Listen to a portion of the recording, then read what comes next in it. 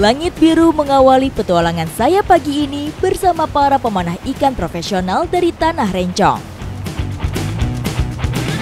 Pemandangan pulau-pulau yang saya lewati cukup menyegarkan mata. Namun di balik itu, kawasan ini cukup berbahaya bagi para pelaut. Karena yang kami lewati adalah arus Cutlok Matai. Sebutan nelayan di sini untuk arus surut yang mirip seperti air sungai sedang mengalir.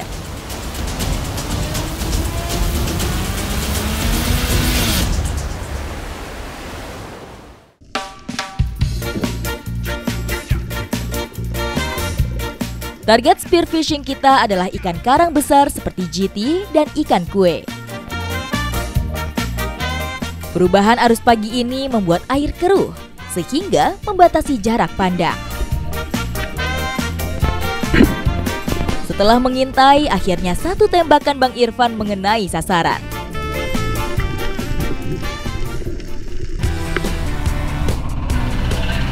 Sayangnya, alam berkata lain. Pagi yang cerah seketika berubah menjadi mendung. Angin kencang membuat ombak semakin pecah yang membahayakan perahu dan jiwa kami. Jadi saya mau siap-siap, tapi ternyata di belakang saya itu ombaknya udah mulai gede dan udah mau badai. Tadi abang udah turun duluan dan sempat dapat 2 ekor ikan. Sekarang kita mau menepi dulu ke Pulau Bunta. Sekaligus sampai menunggu cuacanya agak sedikit lebih baik lagi. Supervisi nanti target kita tuh seumuran ini.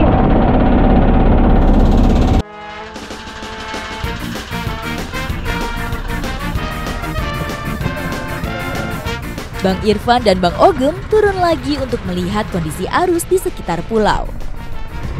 Ini memang kondisi badai sudah mulai mereda, tapi di belakang saya ini arusnya memang sangat kencang. Jadi saya mau coba di sini, tapi sama teman-teman nggak dibolehin karena memang hanya dilakukan oleh profesional. Ya, di sini lagi deras arusnya, Bang. Jadi memang nggak bisa ya, Bang ya? Berbahaya bagi yang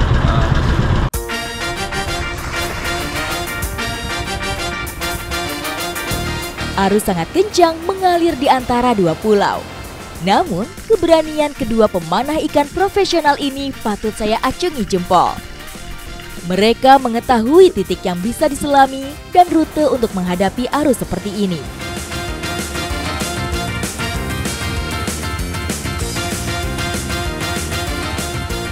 Cuaca sudah mulai mereda. Kami akan mencoba spot ketiga yang terlindung oleh pulau. Nah, sekarang lokasinya udah dekat dengan Pulau Bunta dan ini ombaknya udah nggak terlalu kenceng. Udah bisa aman buat turun ke bawah. Sekarang saya mau turun, lagi siap-siap.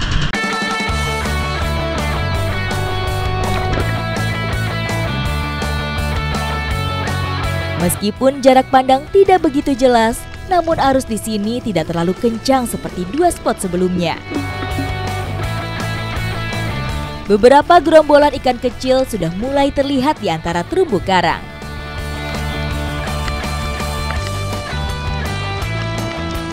Bahkan ada penyu yang menampakkan diri. Akhirnya, saya berhasil membidik ikan pertama. Dan abangnya dapat nih. Abang dapat apa ini? Sama jacket fish, cuma beda warna aja dia coraknya ya. Mantap banget nih. Wah, susah juga ya Bang ya, dia harus kayak gini ya Bang ya. harusnya kencang sekali. Kencang banget, bergelombang pagi di bawah tambah kencang lagi harusnya. Oke, kita bawa ke atas.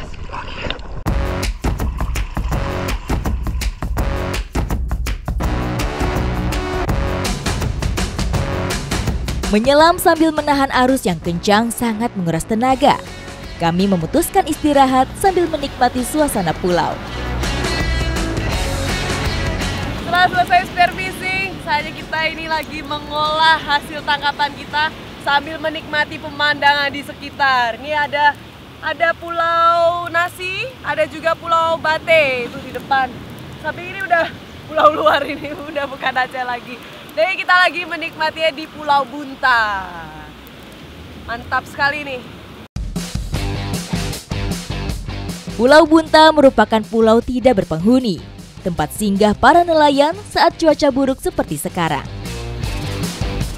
Walaupun tadi sedikit badai, nah untungnya sore hari ini tuh udah cerah. Jadi kita bisa sambil bakar-bakar di sini sambil menghangatkan badan setelah basah-basah. 1 ekor ikan kue kami bakar untuk mengisi tenaga. Aromanya cukup menggoda, ditambah dengan rempah sederhana. Akhirnya ikannya sudah matang. Tadi udah ada yang jatuh-jatuh, udah sempet kita cicipi bentar. Enak banget rasanya. Yang ini udah matang Bang, bisa kita makan lagi.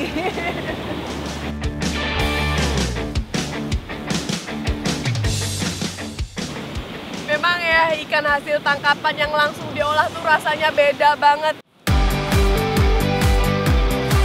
Dari Pulau Bunta, saya bisa menikmati pesisir dan pulau-pulau kecil di sekitarnya. Ikuti jejak saya, jejak petualang.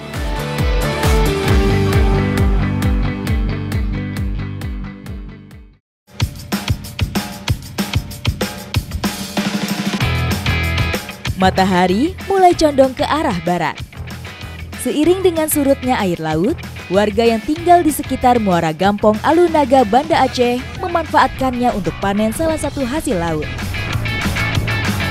Bersama dengan ibu-ibu desa Alunaga nih, saya sedang beramai-ramai untuk panen tiram. Nih bisa dilihat tambaknya tuh besar dan luas banget seperti ini. Dan ini merupakan keseharian para ibu-ibu. Ikuti jejak saya, jejak petualang. Meski berada di kawasan muara, namun tiram ditanam di area kafling sesuai pemiliknya. Di Gampong Alunaga ini yaitu memiliki media yang cukup unik. Nah, ini mereka pakai bambu sebagai penyangganya dan juga pakai ban bekas seperti ini sebagai tempat untuk tiram ini menempel. Nah, biasanya kalau di laut itu kan mereka pakai batu-batu. Nah, kalau di sini tuh pakai ban bekas. Ini mempermudah untuk panennya dan juga mereka nggak perlu nyelam-nyelam ke dalam air. Kita hanya cukup mengangkat ban bekas ke atas permukaan air, kemudian mencongkel tiram yang berukuran besar. Dan ternyata bukan cuma ban aja, mereka juga pakai keranjang kayak gini nih. Nih, karena memang keranjang ini cukup keras, jadi kalau buat menempel tiram itu masih bisa. Nih, banyak banget tiramnya. Ini yang mana Bu yang bisa dipanen Bu? Ini? Oh, ini bisa semua? Oh, kalau ini lebih gampang di ini ya, di congkelnya. Dengan cangkangnya yang keras, tiram sering hidup dalam koloni dan membentuk terumbu atau oyster reef. Alat yang digunakan untuk memanen tiram ini tuh pakai pisau dan juga ompet. Ini jaring khusus buat bawa tiramnya, jadi biar nggak sulit-sulit buat bawanya ke atas, nanti tuh pakai jaring kayak gini. Tiram mempunyai cangkang yang cukup tajam. Saya harus hati-hati mengambilnya agar tidak melukai tangan. Nah, untuk siap panen tiram itu harus menggunakan peralatan yang lengkap. Ini saya pakai sarung tangan, pakai juga alas kaki, sepatu, kaos kaki itu karena bawahnya ini lumpur. Jadi kalau waktu jalan itu harus cukup hati-hati dan biar mudahnya tuh agak sedikit jongkok. Tiram berperan dalam menyaring partikel-partikel kecil seperti plankton, detritus, dan bahan organik lainnya. Proses ini dapat membantu menjaga ekosistem perairan dari bahaya pencemaran. Ini namanya pempeng. Kalau di sini ini namanya pempeng. Pempeng. Ya. Pempeng. Ya. Pempeng. Kalau yang ini di sini ini namanya tiram. Kalau yang ini pempeng nih. Ini isi pempeng. Ya. Oh. Kalau isinya tapi sama aja kecil, tapi saat musim hujan, air akan pasang lebih tinggi dari biasanya. Kondisi ini memungkinkan lebih banyak plankton dan partikel organik yang terbawa arus pasang yang menjadi sumber makanan utama bagi tiram. Ini banyak banget tiramnya, tapi nggak bisa semua dipanen karena ada yang berapa yang masih kecil. Tuh kayak gini-gini tuh masih kecil, nggak bisa dipanen. Tapi kalau menurut saya ini kayak udah bisa diambil aja, tapi karena kata ibunya masih belum bisa. Sifat sensitif tiram terhadap kualitas air menjadi indikator alami untuk melihat seberapa sehat dan lestari ekosistem perairan di sini.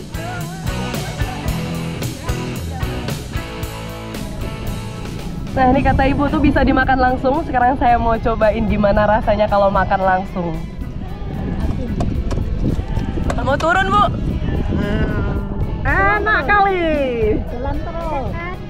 Enak kan? Rasanya gurih sih. Ada asin-asinnya juga. Ada air ya. Betul kan? Meskipun dagingnya kecil, tapi rasanya cukup fresh dan tidak amis. Salah satu bentuk perawatan untuk tiram-tiram ini itu mengganti bambu-bambu yang sudah lama. Karena memang daya ketahanannya cukup lama, bisa sampai 1 tahun bahkan 2 tahun atau bisa lebih. Bambu mempunyai daya tahan yang lebih kuat di dalam air dibandingkan dengan kayu biasa.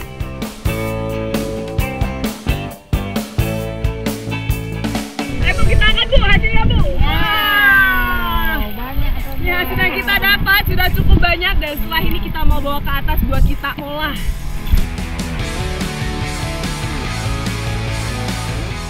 Setelah panen, ibu-ibu di sini biasanya langsung memisahkan daging tiram untuk dijual. Tadi sudah dingin-dingin ambil tiram, sekarang ini kita menghangatkan diri sekaligus juga bakar-bakar tiram. Wih, mantap banget nih. Pedas juga ya Bu ya, kena mata dari asapnya. Ada asap.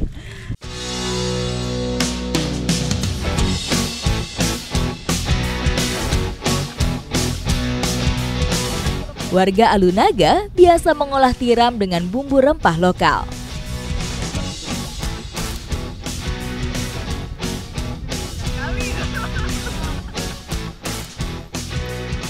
Pedes banget, nampol pedesnya. Jadi habis capek-capek cari tiram, nah kayak kita menikmati juga nih hasilnya. Mantap. Mantap. Enak ya? Enak sekali. Ikuti jejak saya, jejak petualang.